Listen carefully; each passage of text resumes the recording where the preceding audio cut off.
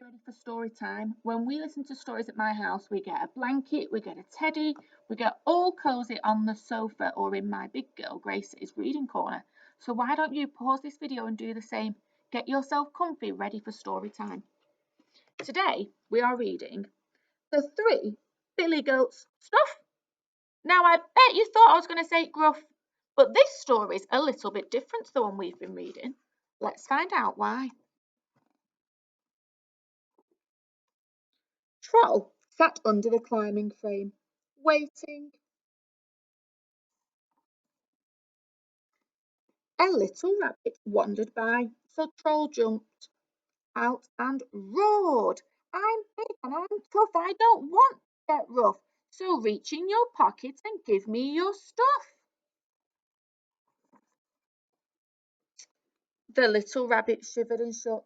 He emptied his pocket into Troll's greedy hands and then hopped fast to the far end of the playground. Troll looked at the stuff and smiled. 2 bars of chocolate, a couple of coins, and a stick of gum. Not bad, he thought. Then he dumped the stuff into his giant lunchbox and crawled back under the climbing frame.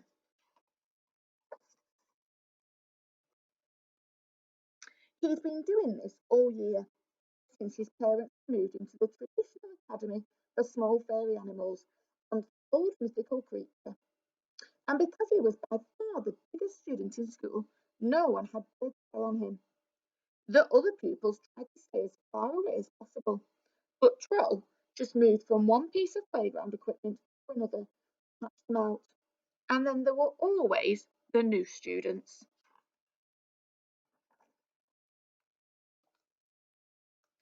Goat was new, and when Troll saw him trotting towards the climbing frame, he could hardly contain his glee. Look at that scrawny neck, those skinny legs, and that ridiculous briefcase, said Troll with a grin. This one looks like the perfect pushover. Troll leapt out from under the climbing frame and roared, I'm big and I'm tough. I don't want to get rough, so reach in your pocket and give me your stuff. Goat was terrified. From horn to hoof and back again, he quivered and shivered and shook. But his trembling reply was not what Troll had expected to hear. No, no, said Goat, I may be the new kid, and I may be nervous, but you cannot have my stuff. Then he peeped into his briefcase. I only have 9 pennies in here, he said, and Mother says I should save them so I can buy my big brother a birthday present. Your brother? Grunted Troll. Yes, replied Goat. He's bigger than me, and his briefcase is bigger too. He'll be along any minute. Why not ask him for his stuff? And without waiting for a reply, Goat clip-flopped nervously to the other side of the playground. Troll was shocked and surprised and confused. No one had ever said no before, but if Goat's brother had more than just a few pennies, then perhaps it was worth the wait. So he crawled back under the climbing frame. He didn't have to wait long. In no time, Goat's bigger brother skipped into the playground.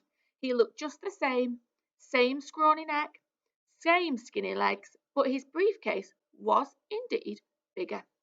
And that made Troll happy. So Troll leapt out from under the climbing frame and roared, I'm big and I'm tough, I don't want to get rough, so reach in your pockets and give me your stuff. Goat's bigger brother trembled too, from horn to hoof and back again. But once again, Troll was surprised by his reply. No, said Goat's bigger brother, I may be new and I may be nervous, but you cannot have my stuff. Then he, too, peeped into his briefcase. I only have 19 pennies, he said, and a little notebook. But my big brother should be along any minute, and he has loads and loads of money, and lots of other stuff. There's another brother, grunted Troll. Oh, yes, said Goat's bigger brother, and he has the biggest briefcase of all. All right, then, grumbled Troll. I'll wait for him. So Goat's bigger brother skipped away to the other side of the playground, and Troll climbed back under the climbing frame. Again, he didn't have to wait for long. In no time, Goat's biggest brother walked across the playground. He was much taller than the other two, but otherwise looked just the same. Same scrawny neck, same skinny legs, and the biggest briefcase of all.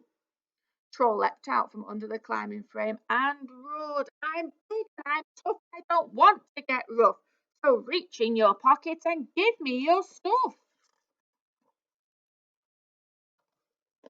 Goat's biggest brother looked down at Troll, but he did not quiver.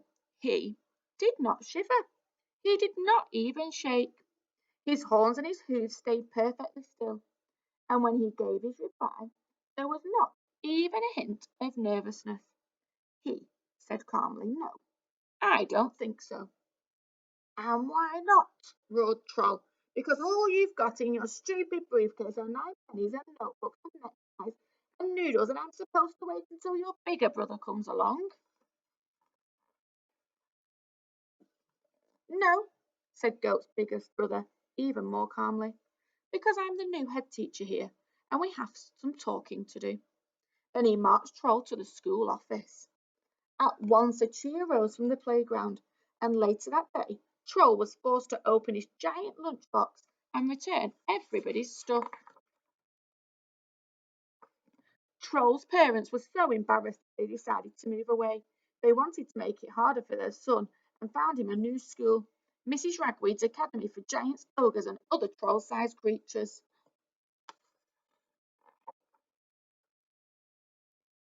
And they found themselves a nice new home under a bridge. But then, that's another story. Or is it? Now, that story had lots of similarities and lots of differences to the other three Billy Goat's Gruff book we have been reading this week. I wonder if with your grown up you can discuss what was the same, but more importantly, what was different about this story from the normal Three Billy Goats Gruff. I did enjoy the Three Billy Goats stuff today though, and I'm sure next time that troll might be a little bit nicer after being spoken to by the biggest goat, the new head teacher. Are you on?